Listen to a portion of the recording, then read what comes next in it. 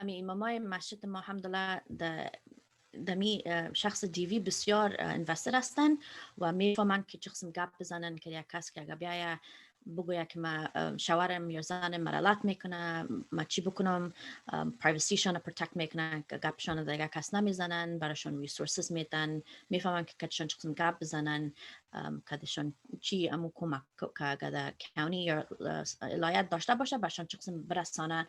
و هر سال ترینینگ دارن امام ماجد که امامای در دور برای کل ولایت های امریکا برشان ترینینگ میتن رو Peaceful Families Project و این اماما را میخواین اینجا در نوردن ویرجینیا با اونا را یاد میتن کمی دیوی چی است، شریعت اسلام خودش چی میگه از باری دیوی، چه قسم ما آدم کمک کرده میتونیم، چه قسم ما پرایوسیش پروتکت کرده میتونیم، چه قسم که دیگه گپ بزنیم یا ریسورسز برای از اون نفر یافت کنیم. اینمی کل چیزا را امام ماجد برای امامای دیگه یاد میده. چون که بسیاری وقت اگر ما فکر کنیم، اگر بسیاری زنها خصوصا میترسن که اگر ما در مسجد برم، خصوصا اگر امام ما از کلچر خود ما باشه یا ما بشناسیمشان، اگر بریم برایشان بگویم که شوهر مرالت میکنه، یگان وقت بسیاری وقت نه یگان وقت اماما خودشان میگن که او خیره برو، مرد است دیگه نمی کار را میکنه، یعنی ببخششه، دعا کن، صبر داشته باش. مگر این شریعت اسلام نیست. شریعت اسلام هیچ وقت یک کس نمیگه که تو دم بشی در یک کده زن یا شوهر که تو را لط کو بکنه کل روز. این اپرشن است و این در ضد گپای اسلام و الله سبحانه تعالی مو حقوق چیزا که دما داده در این برابر نیست. ما باید ایران باید یاد بگیریم که ما که مسلمان هستیم الحمدلله چی حقوق داریم. ما در آرسی که میکنیم امو رابطه ما بین زن و شوی چه قسم باید باشه و مسجد الحمدلله باید این همی چیزا را در کلگی که میای باید یاد بده. با در ماه اکتبر چون که domestic violence month است، امام ماجد امی کل خطیب که خطبه نماز جمعه را باید از باره دیوی در خطبهشان باید گپ بزنن. این باید شود در ماه اکتبر ما میکنیم. بسیار خوب، آفرین تان. کاش که کل مسجدهای ما و شما همه قسم باشه و کاش که جایا نباشه که امام یا شیخ بگویه یک خانمه که برو خیر است، برو پس امر شوهرت جور کو زندگی ده. نه مگر فرشته جان تو چیزا میشه اماما است که میگن خیر برو بشی، فرق نمیکنه شوهرت است، مگر این کار غلط است. بسیار غلط است. And Hurunnessa John highlighted a really important point where not all masajid, we have to be very realistic. Not all masajid are going to be like Adams and say, we have a DV program and our khutbahs have to be about domestic violence in the month of October. There are masajid that you will walk into and Imam will say, go make your dua, Allah will give you sabr and go along your way, from cradle to grave in your husband's home. And so we do have a lot of work to do in our community, and our religious institutions when it comes to DV training. I think that is probably the number one priority. I feel like every single imam or sheikh out there should have DV training. And if you're watching and your masjid does not have it, you can go ahead very easily and go to any center. You can reach out to me and I can tell you where you can get a trained imam or where your imam can get trainings. هر مسجد باید امامش یا شیخش باید داشته باشه امی پروگرام که یک خانم بیایه یا یک مرد بیایه بگویه که من یک مشکلات دارم، او باید ترین کردگی باشه، باید بفهمه که چی رقم پراسی رو پیش ببره. اگه نفهمه یک گناه میشه، برای که یک آدم سرش ظلم است و مردم میرن در مسجد خانه خدا میرن برای کمک، مخصوصا در یک سیچویشن موضوع بسیار سخت. So I want to move on and talk about, so we talked about the forums, we talked about places where people can go out for help when it comes to a religious point of view, but I wanted to talk a little bit about, I wanted to walk everybody through a kind of like a a DV case from A to Z. So I'm going to use a client that I had many years ago as a case study. And, obviously what I'm saying, this is not the person's name. This is not her real age. None of the identifying factors are indeed this person, but her story is very important to share. And it's very important that people know that even if you're not in a situation, you should really be able to help somebody else, or at least guide them and show them what it is that they can do. If somebody comes up to you in this awkward situation where I have 5 minutes before my husband comes out of Salah, this is what I'm going through. Really, in a religious institution, in a social service agency, even as citizens, even as humans, we should have at least a go-to when it comes to something like this. غیر از مسجد، غیر از جایی که عبادت میشه، باید هر انسان بفهمه که اگه یک آدم بیای زنگ بزنه برش که من در اینت یک مشکلات هستم، باید ما بفهمیم که چی کنیم که اون نفر کمک کنیم. و من میخوام یک مثال بدم از یک افغان ماره که چندین سال پیشم رویشان کار کردم و کمکشان کردم، خدا قبول کنه. اما نامش نمیگم، نامش سن سالش کلش ساختگی است. Okay? So and there was a girl, and for the sake of argument, we're going to call her Mary. So Mary was a 20-year-old girl, and she was a new arrival. She had just come to this country, and she would visit me every week at a resettlement agency where I was providing intervention services. Week after week, Mary would come in. The first time I met Mary, she had a bruise on under her left eye. The second time I met Mary, she, had a burn mark on her wrist. Week after week, and every week I would speak to her and say to her, we have to do something about this. You cannot live like this anymore. You have to get out of this situation before this man ends your life. This was an example of physical abuse. So I would say for about 5 months or 6 months, we had this conversation. And then one day I told her that I couldn't see her anymore. And she was baffled. She said, what do you mean you can't see me anymore? I said, I do not feel that I can morally see you week after week and not do anything about this without contacting the authorities. So if you keep coming here, I'm going to call the police and I'm going to do something about this. Shortly thereafter, she was hospitalized. Her husband had kicked her so hard that she had internal damage in her organs, in a physical altercation that they got into, and forced her to leave the hospital without completing the treatment. So at this point, she came in and we came up with what's called an emergency plan.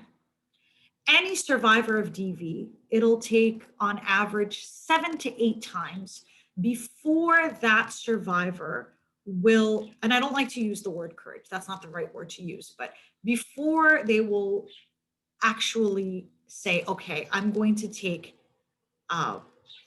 do this, I'm going to leave.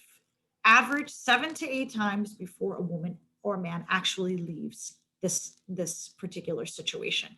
It is not easy. It is not that people from the outside look at these people and they judge them and they tell them, why don't you just get up and leave? Why? Because this person has been beaten physically, mentally, and emotionally. So they're already below ground level. So they've already been depleted of probably the resources. In this case, her green card was ripped up, and he said that you're going to be sent back because you don't have a status in this country anymore. And she believed it.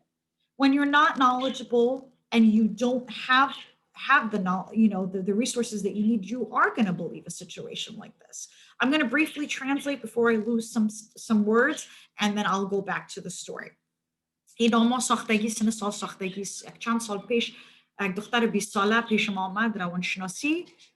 رفته که دختر می آمد، یک هفته می آمد زیر چشمش کبود، یک هفته می آمد بند دستش سوختگی، یک روز دیگه این دختر هفته به هفته می آمد. من برش می گفتم که تو باید شوهر خود اعلام کنی، تو باید برای پلیس زنگ بزنی، این کاری که به حق تو میشه ظلم است.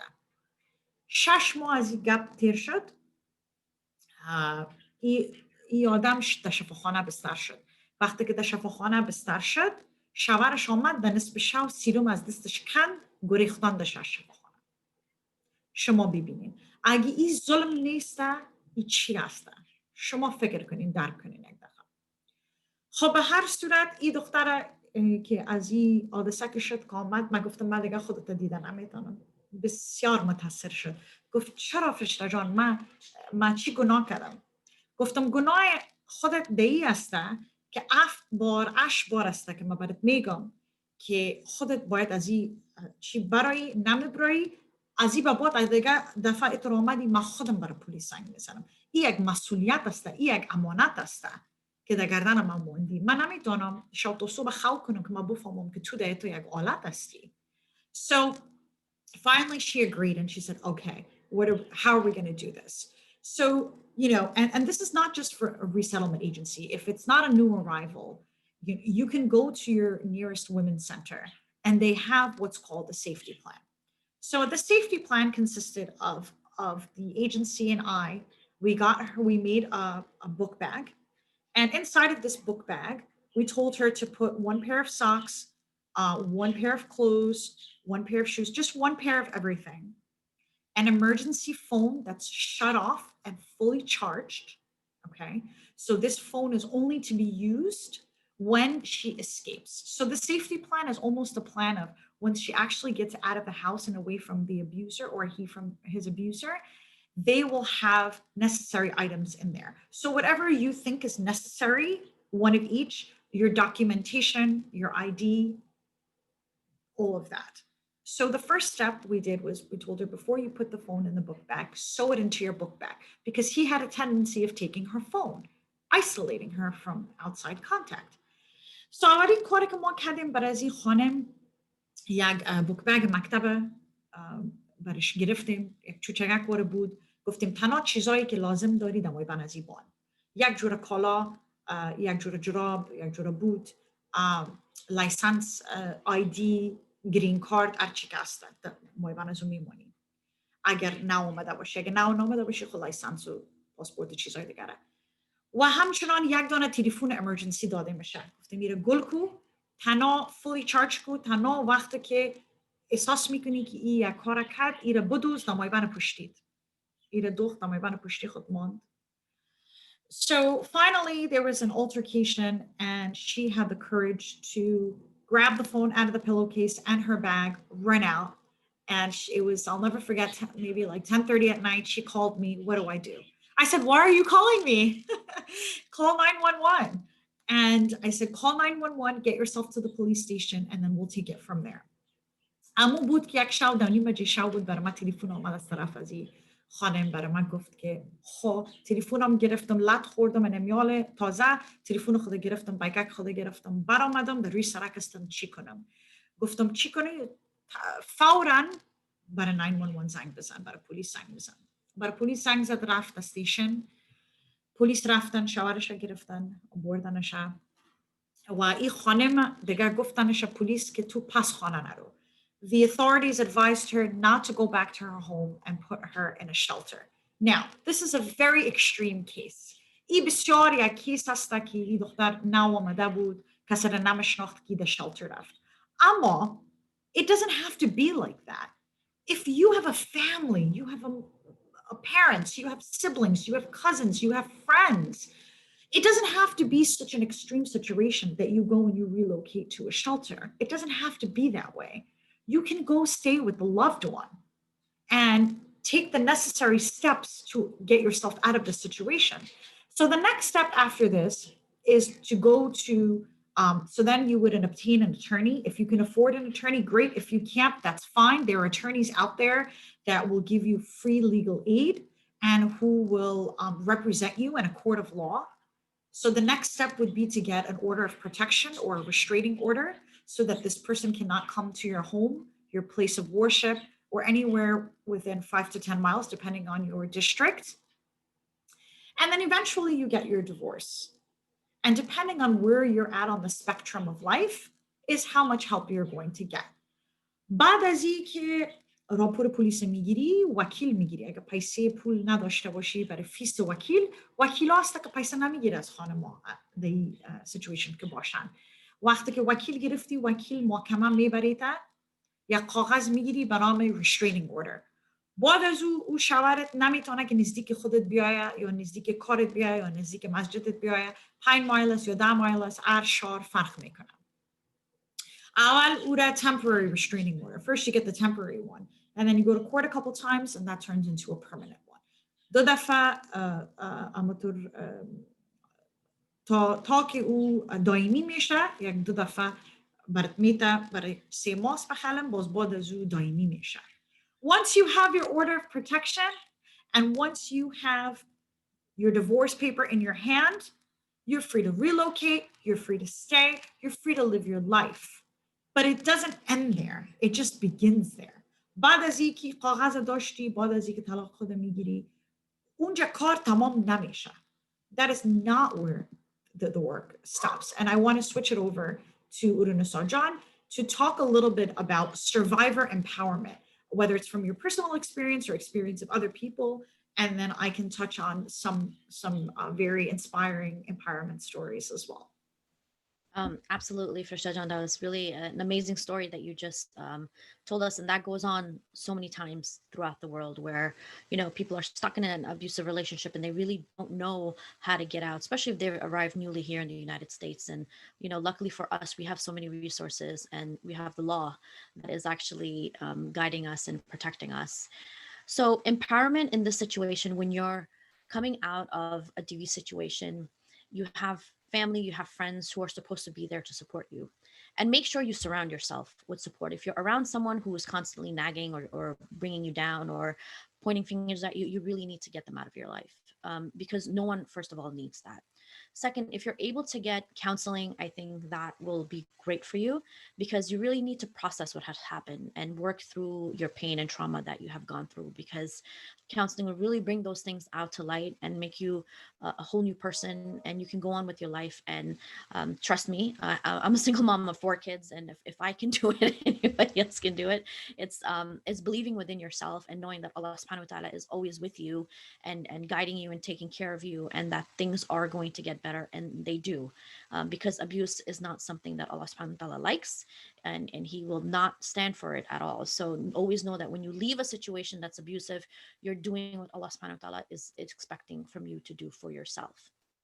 It's hard, it's not easy, but you can do it. The other thing is, within our culture, not always, but sometimes we see that families aren't supportive of divorce or leaving your spouse for abuse because of what are people going to say. This is not something that's okay. You need to put all of that to the side, because this is about your health. This is about your well-being and the well-being of your children if you have children. And you can start a new life. You can move on with your life. You can do so many great things. Maybe go back to school. I can tell you a story about one woman who was in an abusive relationship, and she was a housewife. She had no training in anything, and her biggest thing was, wait, even though I'm being abused, if I leave, which is the financial abuse on top of this also, who's going to pay my bills? Who's going to take care of my kids? So ended up, she stayed in a relationship, in an abusive relationship, because she couldn't afford to leave, because she did not have a job. And that was another way of controlling her. But she, eventually got to a point where she had it. She had some friends help her. She left. She ended up going back to school. She studied to be a pharmacist, I believe. And she did it. She went from being a housewife who was abused to a pharmacist with kids. So never think that being what you want and having a good life for yourself is unachievable. You can achieve it. You first have tawakkul in Allah subhanahu wa ta'ala, but he also tells you you have to move yourself also. So we have to get moving, and we have so many inspirations around us in giving that kind of example. And also for men, if they're being physically abused by their wife, they need to get help. There's nothing wrong with that. There's no shame in that. The fact that you're holding yourself back from hitting your wife when she's hitting you is courageous enough. Also for the woman who's who's not hitting her husband who's hitting her. But nothing, you don't lose anything in your manhood or in your womanhood if you leave a, an abusive relationship. So please get the help that you need because it's out there. من میخواستم که بگویم که آدمش باید فکر نکنه که دمو وقت که یک هستیم در زندگی ما، در خانه ما، که ما را لط میکنه و ما را بیوز میکنه که ما از او برآمده نمیتونیم، چرا که مردم چی میگه، بسمدانی چی میگه، فامیلیم چی میگه، فامیلیم مرا سپورت میکنه یا نمیکنه. این باید دمو وقت زندگی تو مهمتر است از اینکه مردم چی میگه یا فامیل چی میگه. در اینجا الحمدلله در امریکا ما ریسورسز داریم، قانون داریم که ما را پروتکت میکنه، که ما اگر یک کس ما را لط میکنه ما در پلیس رفته میتونیم، رپورت کرده میتونیم. این کل چیزا برای ما بسیاری وقت مثل فرشته جان گفتن مفت است. ریسورسز است که ما رفته میتونیم که یک کس گپ بزنیم. اگر کس را نمیشناسین در مسجد رفته میتونیم، مگر در یک مسجد برین که مو ریسورسز برتان داده میتونه. اگر شما نمیفهمین فرشته جان پرسان کرده میتونین یا ادم سنتر تلفن کنین، یک کس شما را کمک میکنه که در مشارک شما میشینین برتان امو ریسورسز برتان برسانه.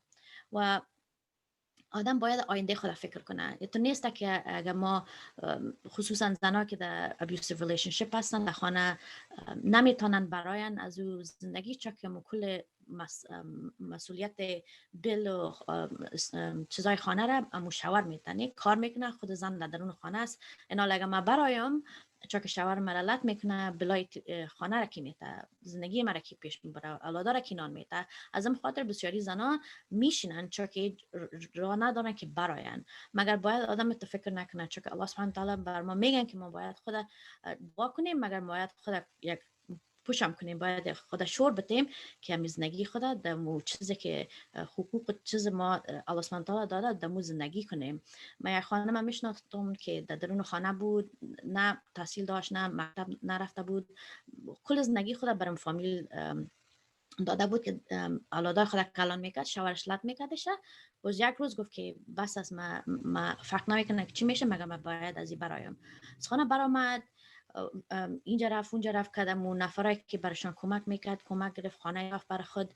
باز مکتب رفت، چند سال بعد فارماسیست شد.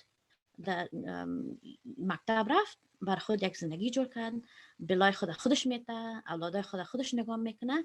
سخت بود مگر مانا نمیته که شده نمیتونه. ما باید اصلا در خود اعتبار داشته باشیم و هر وقت دعا کنیم در الله سبحانه تعالی، مگر در وقت هم باید خود یک ذره شور بتیم، بفهمیم که در دور بر ما چی است و کی ما را کمک کرده میتونه. تشکر بسیار زیاد هورونسا جان.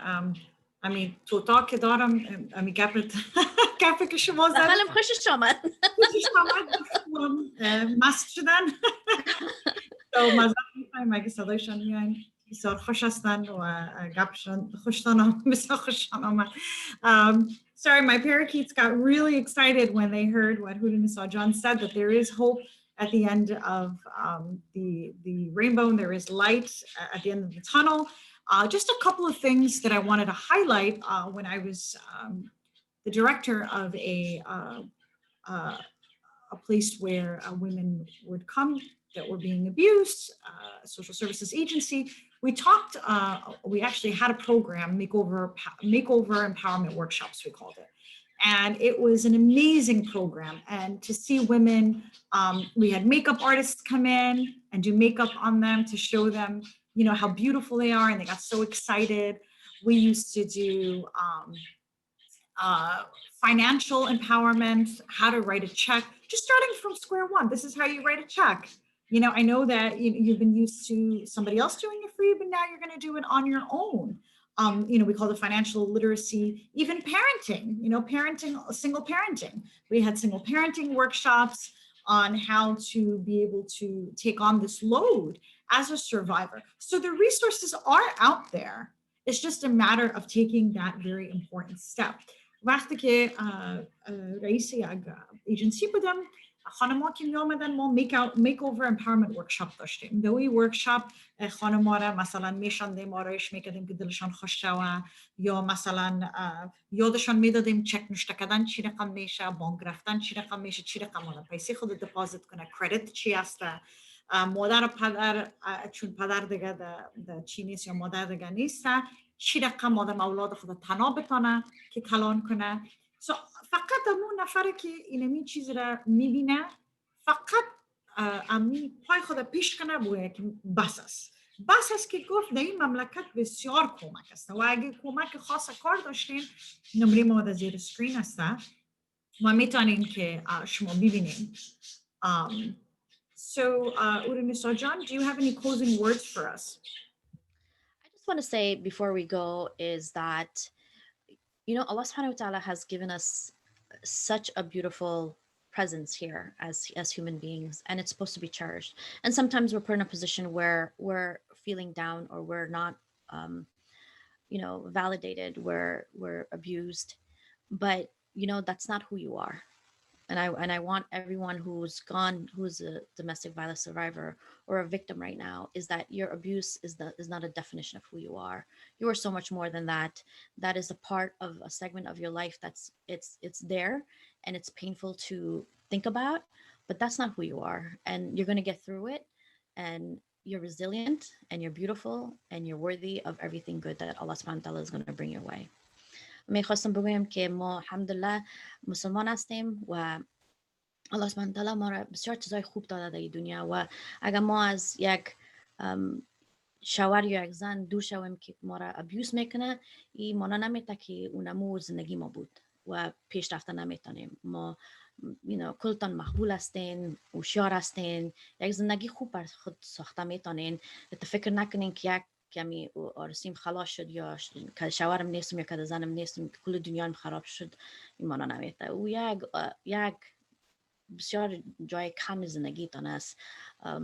زندگی خوب و خودخوشی میایه برتان در زندگیتان، مگر باید خود دمی فکر باید باشین همیشه که الله سبحانه تعالی بر شما چیزای خوب میده و خوبی به پیش رویتان میایه انشالله. تشکر یک جهان سپاس همیشه که لطف کردین آمدین در برنامه ما. Thank you so much for joining us today and enlightening us with your words. We're so proud of your empowering words and also the fact that you're so successful. We're so proud of you, and we know that you're going to continue on this road with empowering other women.